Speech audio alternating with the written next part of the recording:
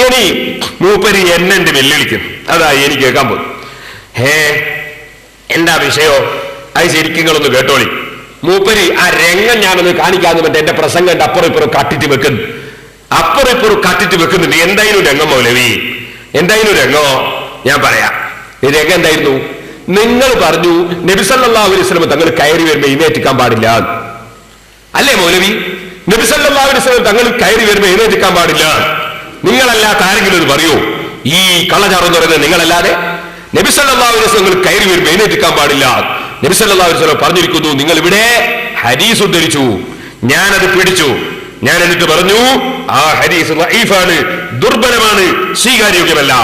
എന്നിട്ട് ഞാൻ പറഞ്ഞു നബി സല്ലല്ലാഹു അലൈഹി വസല്ലം തങ്ങൾ വരുമ്പോൾ എഴുന്നേറ്റ് നിൽക്കണം എന്ന് മാത്രമല്ല, ഉമ്മയും ബാപ്പയും കയറി വരുമ്പോൾ എഴുന്നേറ്റ് നിൽക്കണം.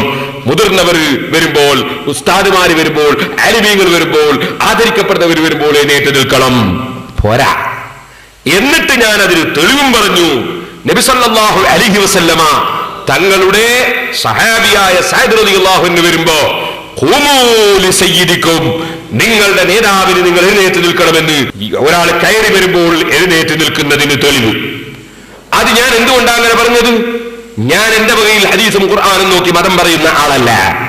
ഞാൻ മഹാന്മാരായ ഇമാമിങ്ങൾ പറഞ്ഞു നോക്കി പറയുന്ന ആളാണ്. ബുജൈരിമിയിൽ ഖൂമൂ ലിസയ്യിദിക്കും എന്ന് തന്നെ എടുത്തുദ്ധരിച്ചുകൊണ്ട് ബുജൈരിമിയിൽ നിങ്ങൾക്ക്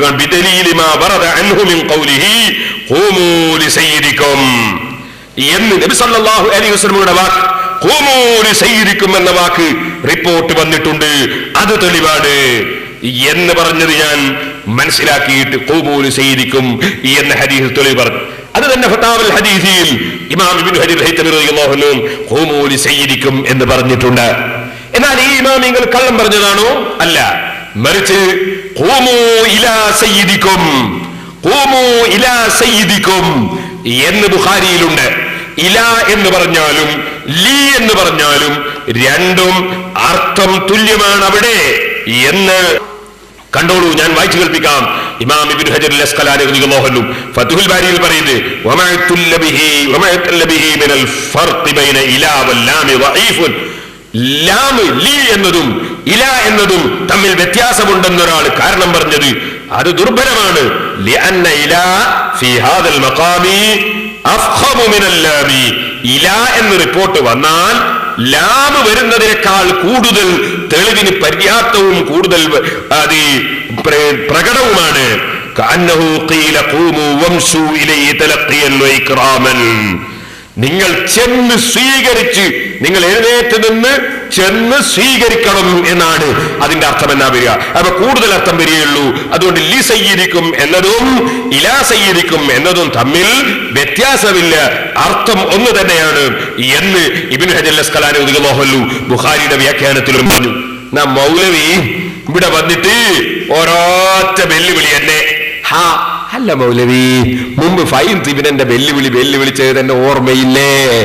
പിന്നെ ഇപ്പോ ഇങ്ങനത്തെ വെല്ലുവിളിച്ചിട്ട് വീണ്ടും വെറുതെ വഷളത്തരത്തിന് നിൽക്കണോ? മൗലവി പറഞ്ഞോന്ന് കേട്ടോളി. അതാദ്യം ഞാൻ കേൾപ്പിക്കുന്നു മൗലവി. എന്നിട്ട് ഈ രംഗം, ഞാൻ പ്രസംഗിച്ച രംഗം ഏതാണ്, വിഷയം എന്താണ് എന്നത് അപ്പുറം ഇപ്പുറം മുറിച്ചിട്ട് വെറും ഹൂമൂല് ചെയ്തിരിക്കുന്നത് മാത്രം കേൾപ്പിച്ചിട്ട് അയാൾ അവതരിപ്പിക്കുന്നൊന്ന് കേട്ടോളൂ. എന്നിട്ട് ഞാൻ അതിന്റെ വിശദീകരണം പറഞ്ഞുതരാം. ഇവിടെ വെച്ച് പറഞ്ഞല്ലോ, ബുഖാരിയിൽ ഒരു ഹദീസ് ഉണ്ട് എന്ന് നിങ്ങൾ പറഞ്ഞിട്ടുണ്ട്. ഏതാണ് ആ ഹദീസ്? കേട്ടോളൂ. ഖൂമൂ ലിസയ്യിദിക്കും, ഖൂമൂ ലിസയ്യിദിക്കും എന്ന് ബുഖാരിയിലുണ്ട് എന്ന് നിങ്ങൾ ഇവിടെ വെച്ചും പറഞ്ഞിട്ടുണ്ട്, കട്ടുപ്പാറയിൽ വെച്ചും പറഞ്ഞിട്ടുണ്ട്. ആ രംഗം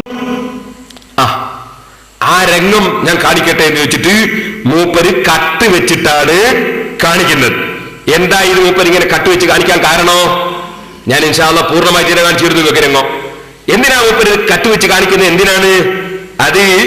മൂപ്പര് നബി സല്ലല്ലാഹു അലൈഹി വസല്ലം തങ്ങൾ വരുമ്പോൾ എഴുന്നേറ്റിക്കാൻ പാടില്ല എന്ന് നബി സല്ലല്ലാഹു അലൈഹി വസല്ലം തങ്ങൾ പറഞ്ഞിട്ടുണ്ട് എന്ന് നാദാപുരത്ത് വന്നിട്ട് ദുർബലമായ ലൈഫായ ഹദീസ് ഉദ്ധരിച്ച് ജനങ്ങളെ കബളിപ്പിക്കാൻ ശ്രമിച്ചു.